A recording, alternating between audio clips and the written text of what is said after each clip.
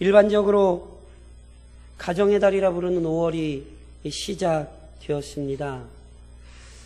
잘 아시는 것처럼 20일은 청년애들이 제일 좋아하죠. 성년의 날. 부부의 날은 잘 모르시는 것 같아요. 부부의 날 혹시 며칠인지 아시나요? 그 부부의 날을 저희는 잘 모르시는 것 같아요. 21일이 부부의 날입니다. 오늘이 5월 5일 무슨 날이죠? 5월은 푸르구나. 우리들은 잘한다. 5월은 어린이날, 오늘은 어린이날, 우리들 세상. 5월 8일 이번 주 수요일입니다. 무슨 날입니까? 어버이날이죠. 교회에서는요, 국가가 지정한 이런 기념일들과 관련하여 특별히 오늘이 어린이날이고 수요일이 어버이날인데 그와 관련하여 어린이 주일과 어버이 주일을 정하여 지킵니다. 왜냐하면 그 성경적 의미를 반드시 제대로 알아야 되기 때문에 그렇습니다. 특별히 오늘 우리 교회는 수요일이 어버이날이다 보니까 어린이 주일과 어버이 주일을 지금 함께 오늘 지키고 있는 것인데, 어린이들 이쁘시죠?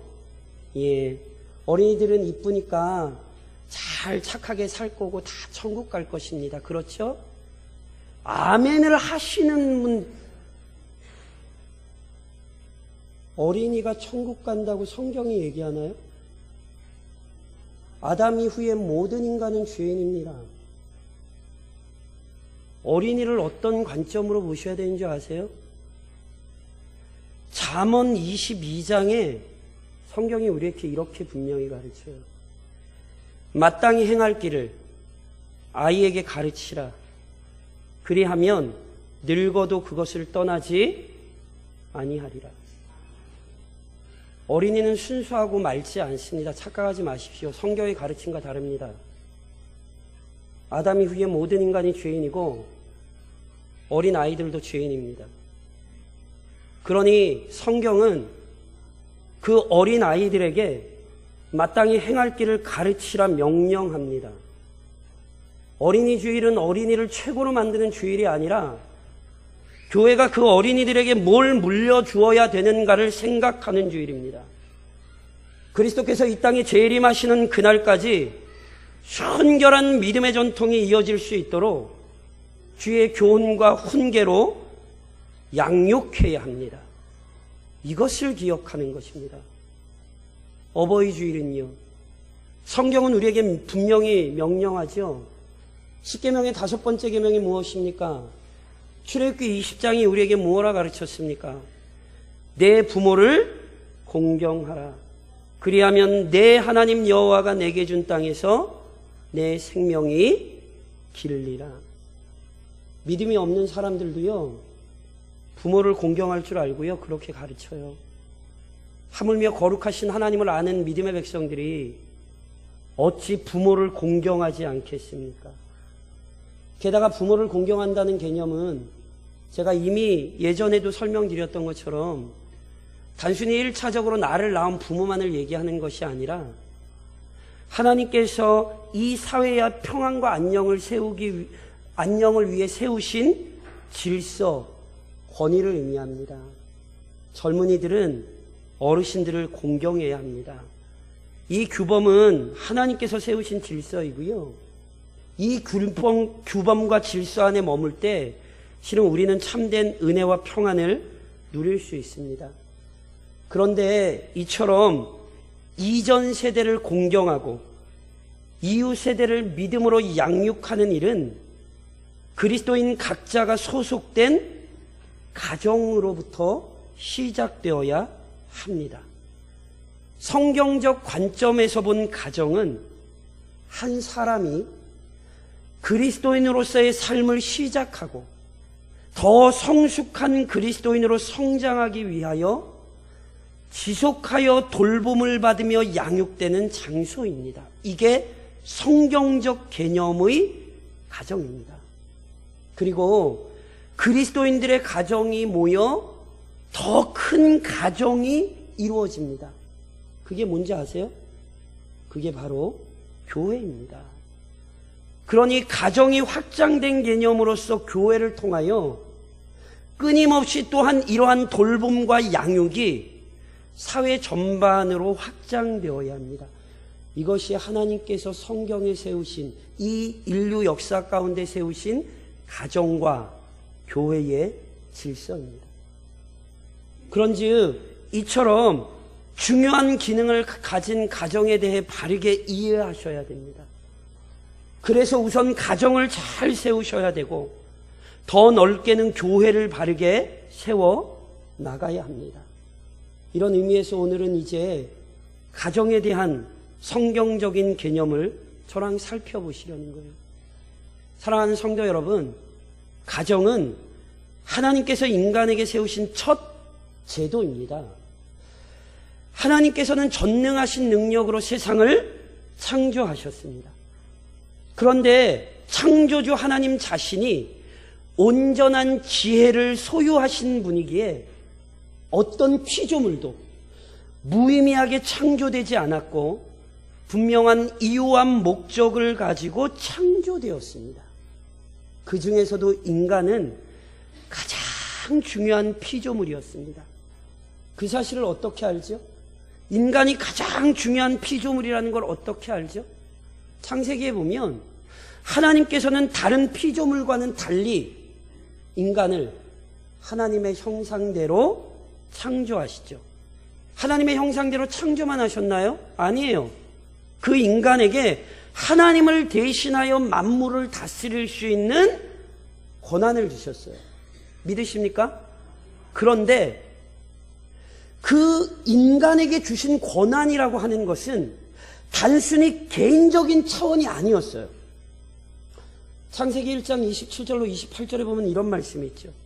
하나님이 자기 형상 곧 하나님의 형상대로 사람을 창조하시되 남자와 여자를 창조하시고 하나님이 그들에게 복을 주시며 하나님이 그들에게 이르시되 생육하고 번성하여 땅에 충만하라 땅을 정복하라 바다의 물고기와 하늘의 새와 땅에 움직이는 모든 생물을 다스리라. 성경이 분명히 우리에게 뭐라고 얘기하냐면요, 하나님께서는 인간을 남자와 여자로 창조하셨고 그들에게 복을 주셨어요. 남자 따로 여자 따로가 아니라 남자와 여자가 함께 복을 누리고 함께 만물을 다스리도록 명령하셨어요. 특히나 이 함께라는 개념이 창세기 2장 24절에는 이렇게 설명이 됐어요. 이러므로 남자가 부모를 떠나 그의 아내와 합하여 둘이 한 몸을 이룰지로다. 이 원리를 잘 기억하셔야 돼요. 하나님께서는 첫 사람을 창조하실 때부터 각자 개별적인 존재가 아니라 남자와 여자가 한 몸을 이룬 가정의 형태로 창조하셨습니다. 이 가정을 축복하시고 이 가정의 만물을 다스리는 명령과 권위를 부여하셨어요. 다시 말해 가정을 통해 이 세상 속에 하나님의 영광이 드러나도록 계획하셨어요.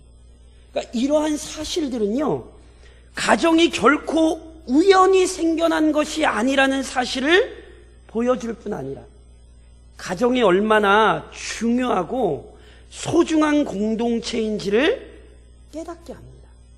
그리고 이러한 목적과 관련하여 하나님의 영광을 드러내기 위해 만물을 다스리는 이 목적과 관련하여 가정에 생육하고 번성하라는 축복도 주어지는 거예요. 왜 생육하고 번성해야 돼요? 그래야 이 모든 세상을 다스리며 그를 통하여 하나님의 영광을 드러낼 수 있기 때문에 그래요. 생육하고 번성함으로써 지속적으로 이 모든 만물이 하나님의 영광을 드러낼 수 있도록 하나님이 계획하셨던 거예요. 그리고 그렇게 축복하셨죠. 이런 의미에서 가정을 이루는 것은 복입니까? 아닙니까? 굉장한 복입니다. 자녀가 많은 것 복입니까? 아닙니까? 정확히 말씀하셔야 됩니다. 시편 127편이 우리에게 뭐라고 이야기합니까? 보라, 자식들은 여호와의 기업이요 태의 열매는 그의 상급이로다. 말씀 바꾸지 마세요. 시간이 변해도 이건 진리예요. 세대가 어떻게 가도 이건 진리예요. 이걸 바꾸려고 하지 마세요. 하나님께서는 인간을 창조하실 때부터 가정으로 묶으셔서 바로 그 가정으로부터 복을 누리게 하셨다는 사실 명심하십시오. 그리고 하나님께서는 그 가정을 통해 서로 의지하면서 유익을 얻게 하셨어요. 이게 가정이에요. 저를 좀 따라해 보시겠어요? 자존성. 하나님께서 모세를 부르실 때에 모세가 하나님께 물었잖아요. 하나님, 내가 이스라엘 백성한테 가서 하나님을 어떤 분으로 설명을 할까요? 그때 하나님께서 친히 자신을 뭐라고 나타내셨냐 하면 나는 스스로 있는 자다, 이렇게 말씀하셨거든요. 그것을 우리가 보통 조직신학적으로 하나님께서만 가지시는 속성 중에 하나로서 자존성이라고 부릅니다. 그러니까 이게 자존성이란 뭐냐면요, 하나님은요 창조주로서 다른 존재의 도움이 필요하지 않으시고요, 그분은 홀로 만족하시며 홀로 충만하신 분이에요. 그런데 이 자존성이라고 하는 것은 창조주 하나님만이 가지신 속성이에요. 무슨 얘기냐면 하나님 외에 어떤 것도 자존할 수 없어요. 이걸 어떻게 하냐면 하나님 외에 만물은 지음을 받았잖아요. 그렇죠? 지음을 받았다는 게 뭐예요? 하나님의 도움을 받았다는 거예요. 하나님의 도움을 받지 않으면 존재할 수 없었다니까요. 그리고 도움받고 존재하고 나면 자기 혼자 알아서 하나요? 아니에요. 여전히 만물은 하나님의 도우심과 하나님의 손길에 의해 존재하고 있는 거예요. 그 중에서도 특별히 인간은요, 하나님의 세심한 손길을 받고 있지요. 사도 바울 선생님께서 아덴이라는 도시에 가서 사도행전 17장에서 이런 말씀을 하세요. 우리가 그를 힘입어 살며 기동하며 존재하느니라. 인간이 누구를 힘입어 살고 있어요? 하나님을 힘입어 살고 있어요. 오늘도 이 자리에 나와 계신 건 하나님이 생명을 유지시켜 주셨기 때문이고 하나님이 그 건강을 허락하셨기 때문이에요. 우리만이 아니에요. 온 땅을 살아가는 모든 사람을 하나님이 돌보고 입히고 먹이십니다. 그런데 이처럼 하나님께서 세심하게 모든 인간을 돌보고 인도하시되 그 인간을 돌보시고 기르시는 중요한 방편 중 하나가 가정입니다. 이 사실은 하나님께서 첫 가정, 인간을 처음 창조하실 때부터 아주 잘 드러났어요. 창세기 2장 18절에 이런 말씀이 있어요. 여호와 하나님이 이르시되 사람이 혼자 사는 것이 좋지 아니하니 내가 그를 위하여 돕는 배필을 지으리라. 하나님께서 만물을 만드시고 마지막으로 인간을 창조하셨죠. 그리고 인간을 보시니 혼자 있는 것이 뭐예요? 좋지 않아요. 그래서 뭘 지으셨대요? 돕는 배필을 만드셨대요. 정확히 말씀드리면 아담을 먼저 창조하셨고 아담의 갈비뼈로 누구를 만드시죠? 하와를 만드셨습니다. 믿으십니까? 안 믿으십니까? 이거 안 믿으시면 이단입니다. 하나님이 분명히 아담의 갈비뼈로 하와를 만드셨어요. 이거는 역사예요. 신화 아니에요. 그런데 이걸 이렇게 생각하시면 안 돼요. 하나님이 인간을 만들고 보니 처음에 내가 좀 잘 만들걸. 좀 구멍이 있네. 안 되겠다. 그냥 엇비슷한 거 하나 더 만들어야겠다. 그래서 하와를 만든 게 아니에요. 하나님은 완전하십니다. 믿으십니까? 그러니까 보세요. 하나님은 처음부터 아담을 만들 때부터 아담을 어떤 존재로 만드신 거냐 하면 도움이 필요한 존재. 더 정확히 말씀드리면 서로 도움을 받아야지 존재할 수 있는 형태로 만드셨던 거예요. 그러니까 아담만 돕는 배필이 필요한 게 아니에요. 인간이란 도움의 손길이 없이는 서로 돕지 않고서는 살아갈 수 없는 존재로 처음부터 하나님이 만드신 거예요. 그래서 고린도전서 11장에서 바울이 이런 얘기를 하잖아요. 그러나 주 안에는 남자 없이 여자만 있지 않고 여자 없이 남자만 있지 아니라 남녀 간의 관계뿐만이 아니라 인간의 관계라는 것 자체가 서로가 돕고 돕는 사이예요. 그래서 아시죠? 부부관계는 서로가 서로를 돕는 관계예요. 남편이 아내 없이 살 수 없고요. 아내는 남편 없이 살 수 없어요. 하나님이 두 사람을 한 몸으로 짝 지어 주신 거예요. 부부관계에서만 도움이 필요한가요? 제가 가르쳤던 청년 하나가 예전에 제가 했던 얘기가 잊혀지질 않아요. 지금 이제 목사님이 되셨는데 지금 어디서 설교하고 있겠죠? 그 청년 이런 얘기, 목사님 제가 애를 낳고 보니까 그리고 제가 애를 기르고 보니까 밖에 걸어다니는 사람들이 다 신기해요. 왜냐하면 저 사람들이 부모의 사랑과 그 정성 안에 보살핌을 받았으니까 지금 저러고 돌아다니지. 안 그랬으면 목사님 못 그랬을 거잖아요. 그 얘기가 제가 참 잊혀지지가 않아요. 그렇죠? 자녀는요, 부모 없이 성장할 수 없었습니다. 그러니 자녀들은 절대로 부모의 은혜를 잊으면 안 되는 거예요. 그러면 자녀만 그렇습니까? 인간은요, 나이가 들면 누구나 다 연약해집니다. 그래서 인간은 나이가 들면 자녀의 도움이 필요합니다. 그래서 자녀들은 부모를 봉양해야 돼요. 디모데전서 5장에 이렇게 말씀하시죠. 만일 어떤 과부에게 자녀나 손녀들이 있거든 그들로 먼저 자기 집에서 효를 행하여 부모에게 보답하기를 배우게 하라. 이것이 하나님 앞에 받으실 만한 것이니라. 부모만 자녀를 돕는 게 아니에요. 때가 되면 자녀가 부모를 도와야 되는 거예요. 이와 같은 질서는 형제 사이에서도 중요해요.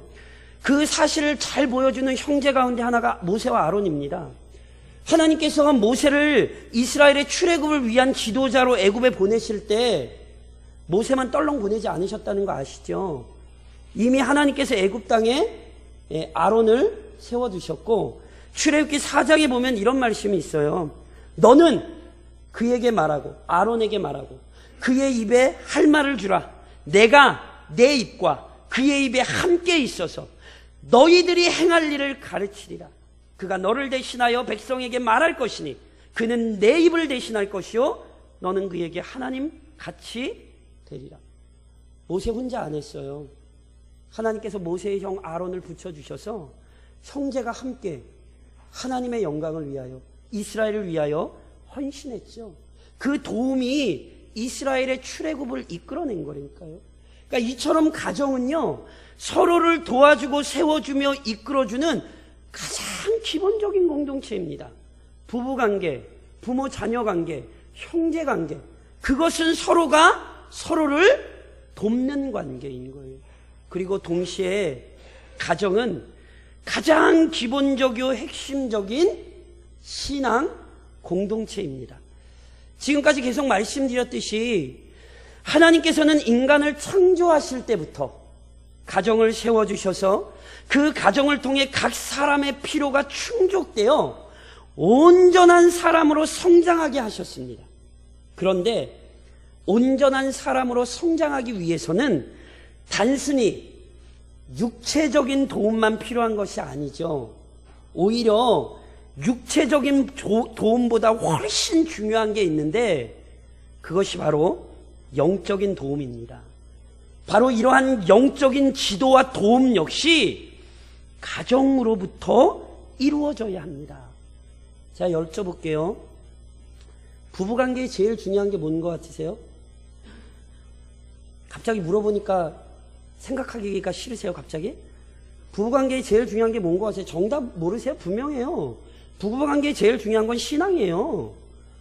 부부가 믿음으로 하나 되지 못하면 아세요? 언젠가 결국 갈라섭니다. 예를 하나 들어드려요. 욥기 2장에 이런 말씀이 있죠. 그의 아내가 그에게 이르되 당신이 그래도 자기의 온전함을 굳게 지키겠느냐. 하나님을 욕하고 죽으라. 이 얘기가 무슨 얘기인지 아시죠? 욥과 욥의 아내는 믿음이 같지 않았어요.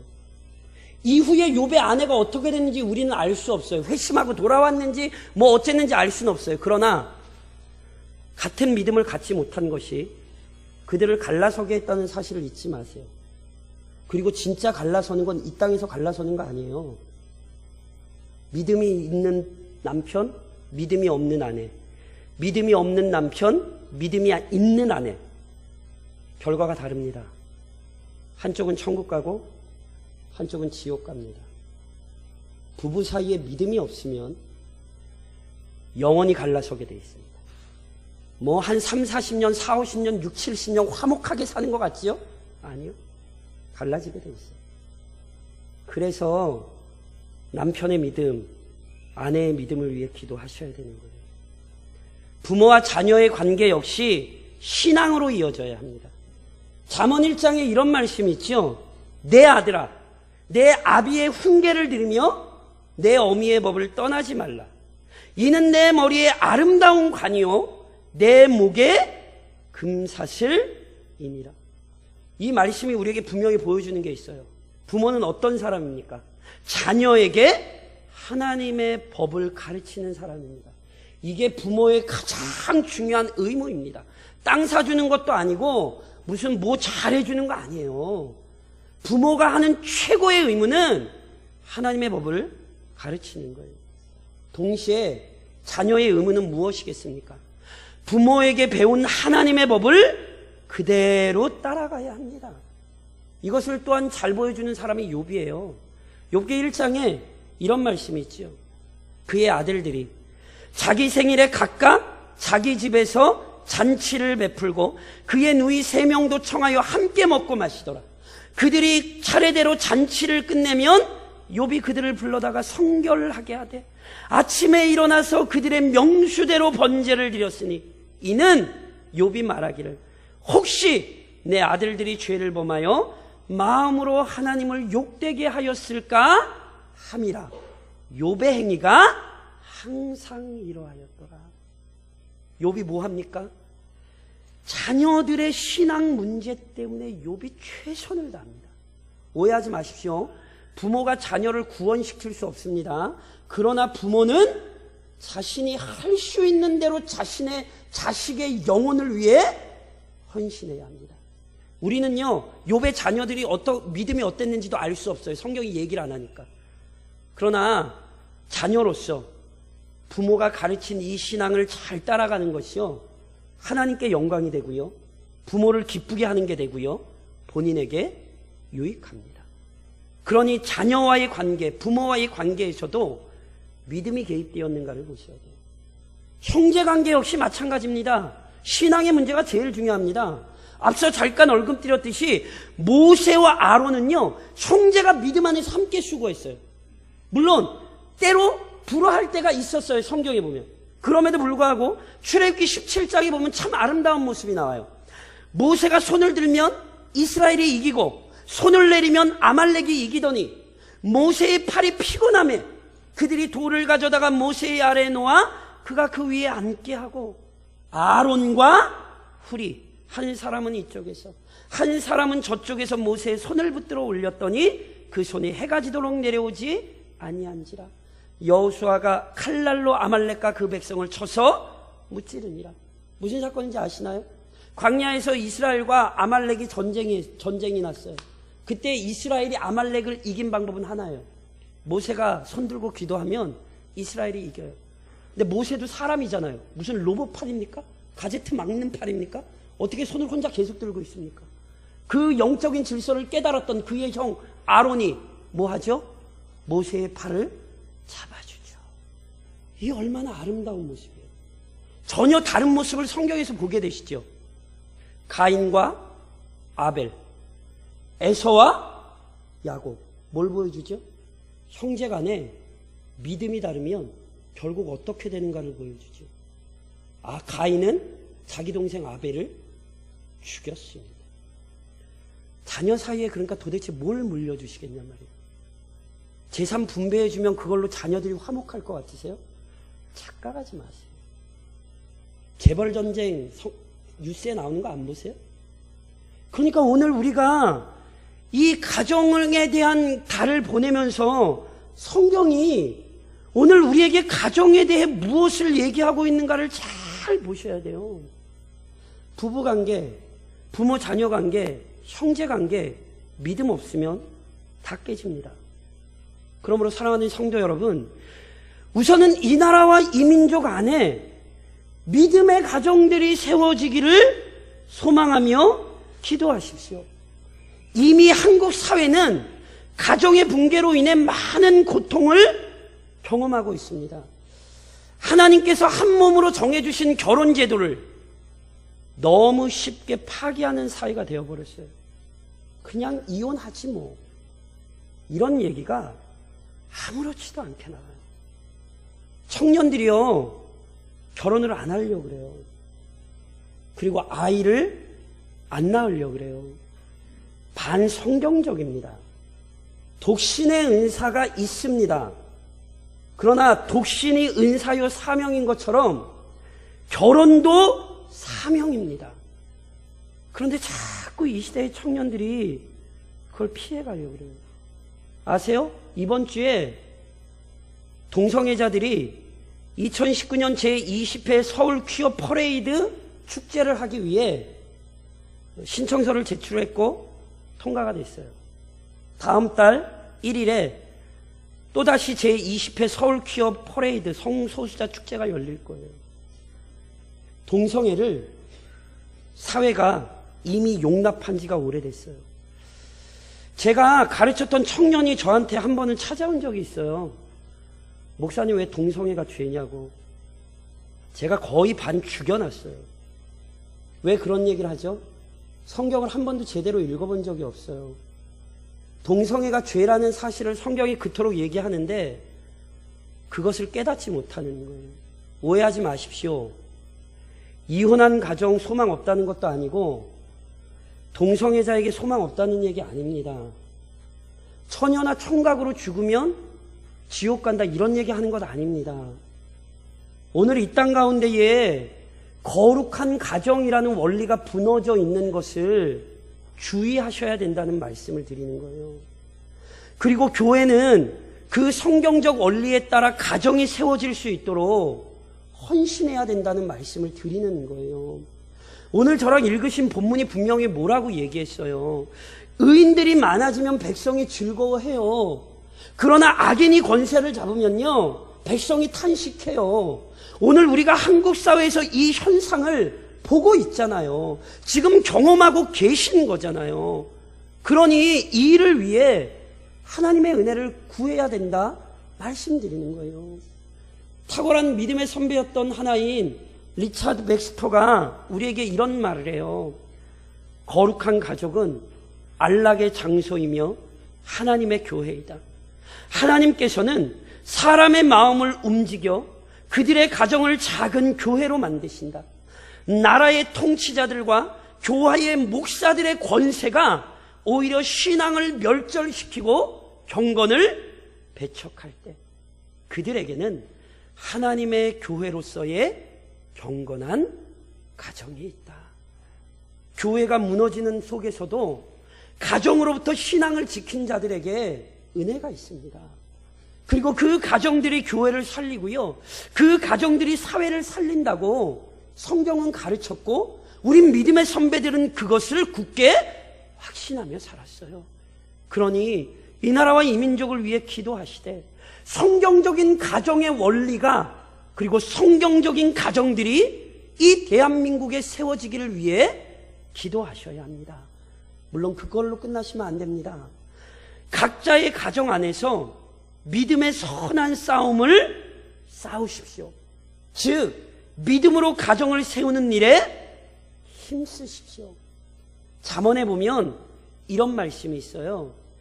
마른 떡 한 조각만 있고도 화목하는 것이 제육이 집에 가득하고도 다투는 것보다 나으니라. 뉴스에서 많이 보셨잖아요. 우리나라 기업들 형제들끼리 얼마나 많이 잘 싸우는가. 서로 법정에 쓰고 심지어 청부살인을 하는 일까지도. 그걸 보면서 뭘 깨달으세요? 가정에 뭐가 있으면 좋으시겠어요? 성경은 가족이 화목하는 방법이 있다고 얘기를 해요. 마른 떡 한 조각만 있어도 화목한 가족이 있어요. 그 원리는 믿음에 있는 거라니까요. 화목한 가정을 만들고 싶으시거든 우선 우리 가정에 믿음을 세우세요. 그리고 이 일에 헌신하는 사람이 되십시오. 간혹 가다 보면 남편과 아내의 문제로 인해 불평하는 그리스도인이 너무 많아요. 불평할 수 있습니다. 그러나 잊지 마십시오. 참새 한 마리 땅바닥에 그냥 떨어뜨리지 않으신 하나님께서 지금의 남편, 지금의 아내를 우연히 만나게 하셨을까요? 그게 불평만 된다면 죄송하지만 신앙생활 크게 잘못하고 계신 거예요. 하나님께서 우리가 다 설명할 수 없지만 알 수 없는 섭리 가운데 믿지 않는 사람과 때로 한 몸이 되게 하신 거예요. 비록 내 실수로 그 일이 일어났다 할지라도 지금은 하나님의 섭리를 인정하시고 믿지 않는 남편, 믿지 않는 아내를 위해 헌신하셔야 됩니다. 특별히 베드로전서 3장에 보면 아주 무서운 말씀이 있어요. 남편들아, 이와 같이 지식을 따라 너희 아내와 동거하고 그를 더 연약한 그릇이요 또 생명의 은혜를 함께 이어받을 자로 알아 귀히 여기라. 이는 너희 기도가 막히지 아니하게 하려 합니다. 거 보세요. 남편들아 이러니까 여기 아내가 아멘 하잖아요. 이게 지금 남편들아 그랬으니까 이 말씀이 나오면 원래 누가 아멘 해야 돼요? 남편들이 아멘 하셔야 되는데 남편들이. 근데 남편들을 꼭 입 다물고 계시고 아내들이 아멘 하죠. 이게 문제예요 이게. 근데 이게 남편에게만 주어지는 건가요? 제가 이렇게 쉽게 설명드릴까요? 제가 제 목회를 망치는 가장 빠른 방법이 뭔지 아세요? 저희 아내한테 막 하면 돼요. 그럼 제 설교 능력 안 나타나고요. 제 기도 하나님께 드려지지 않아요. 교회에서 뭐 잘못하는 거 아니에요. 제가 저희 아내한테 막 하면 제 목회 막혀요. 지금 이게 베드로전서 3장 7절의 말씀이에요. 우리는 남편과의 관계, 아내와의 관계가 내 신앙이라는 걸 잊어요. 남편들이요, 아내를 귀히 여기시고 품어주십시오. 아내들이요, 제발 남편들 욕하지 마십시오. 그것은 질서를 벗어나는 것입니다. 우리는 남편과 아내는 서로 돕는 배필이라는 사실을 잊지 마세요. 비록 연약하다 할지라도 그 연약함이 내게 십자가라는 사실을 기억하시고 믿음의 남편을 세우기 위해 믿음의 아내를 만들기 위해 헌신하시는 것으로부터 우리의 신앙생활은 시작됩니다. 더 나아가 부모로서 자녀의 신앙 문제를 끝까지 책임지셔야 돼요. 목사님 아무리 얘기해도 안 들어요. 왜 몰라요? 알죠. 저는 자녀가 없나요? 자녀들이 착한 자녀들 있는 부모님들은 진짜 감사하세요. 자녀 착한 것도 이거 대단히 큰 복이에요. 그러니까 자녀가 믿음이 좋다? 진짜 감사하셔야 돼요. 속 썩이는 자녀들, 믿음 없는 자녀 때문에 마음고생하는 성도들 앞에서 함부로 자녀 자랑하지 마세요.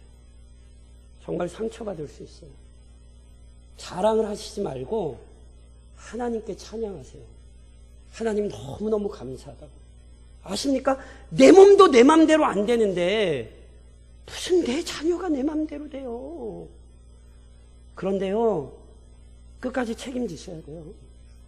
그 책임을 포기하시면 안 돼요. 구원의 여부는 우리 손에 안 달렸다니까요. 그런데 그 자녀를 책임지는 문제는 나에게 맡겨진 거예요. 그러니 죽기 직전까지 주 예수의 이름으로 복을 빌어주십시오. 그리고 자녀들의 의무는 분명해요. 잠언 23장에 이런 말씀이 있죠. 내 부모를 즐겁게 하며 너를 낳은 어미를 기쁘게 하라. 이건 안 바뀌어요.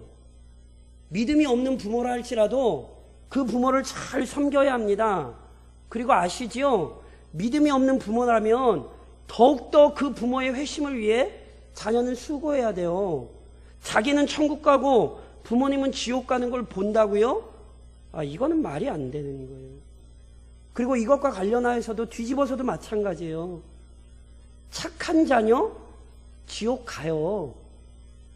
착하다고 지옥 안 가요? 부모에게 아무리 잘해도 믿음 없으면 지옥 가요. 혼동하지 마세요. 특히나 제가 예전에도 한번 이런 말씀 드렸죠. 자녀들의 복을 가로막지 마세요. 무슨 말이냐면 자녀는 부모 공경해야 됩니까? 안 해야 됩니까? 왜 확신 있게 대답 들으면 자녀 부모 공경해야 돼요? 안 해야 돼요? 그걸 누가 가르쳐야 돼요? 부모가 가르치셔야 돼요. 너 나 공경에 가르치셔야 돼요. 그리고 자녀가 하는 거 다 받으시란 말이에요. 목사님 그러면 그거 자녀 앞길 가로막는 거예요. 제가 예를 들어드려요. 제가 이번 주 중에 저희 어머니가 저희가 드리는 걸 자꾸 안 쓰시고 통장으로 모아놓은 걸 저한테 또 가져오셨어요. 그래서 제가 저희 어머니께 그걸 다시 꺼내놓으면서 분명히 이런 말씀을 드렸어요. 아들이 복 받으려고 그러는데 제발 가로막지 마시라고. 저는 이거 신앙으로 말씀드리는 거예요. 부모에게 하는 게 자녀고요. 그게 부모는 받으셔야 돼요. 솔직히 얘기해 보세요. 그거 받아서 쓰세요. 자녀한테 다시 돌아가세요. 다 쓰시는구나. 쓰세요. 쓰시고 주의 이름으로 복을 빌어주시라고. 이게 부모의 권위예요. 혼동하시면 안 돼요. 자녀의 복을 가로막는 부모가 되지 마시고 진짜로 그 복을 열어주시는 부모가 되시라고요. 형제들 사이 역시 마찬가지예요. 요셉 기억하세요? 요셉?